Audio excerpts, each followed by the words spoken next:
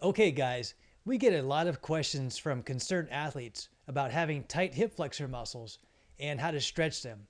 And so in this video, I am looking for some feedback from you guys as to why you think your hip flexor muscles may be tight and in need of stretching in the first place. And the reason why I am asking this is because I am not convinced that tight hip flexor muscles are the problem that many athletes think they have. And to give you an idea why I say this, I want you to take a look at something here to see what you think.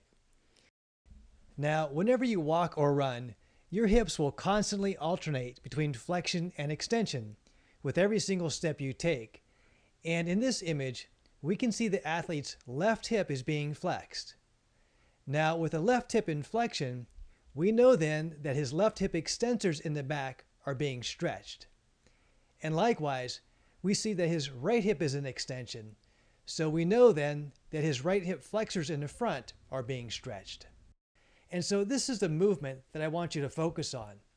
The one where your hip is in extension. Because every time your hip goes into extension, you're automatically stretching the hip flexors in the front.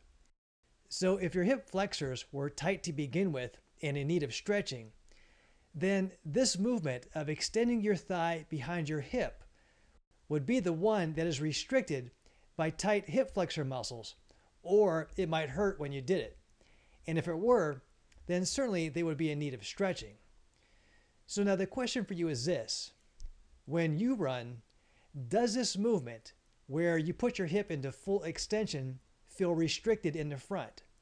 Or does it hurt when you do it? Because when I ask athletes this, most of them say, no, it doesn't hurt, or that they never even thought about it. So then I will ask them, as I'm asking you, is there some other criteria that you are using that suggests to you that your hip flexors are tight and in need of stretching? Because I couldn't think of any, and I would appreciate your comments below. And just to be clear, I am not opposed to stretching these muscles.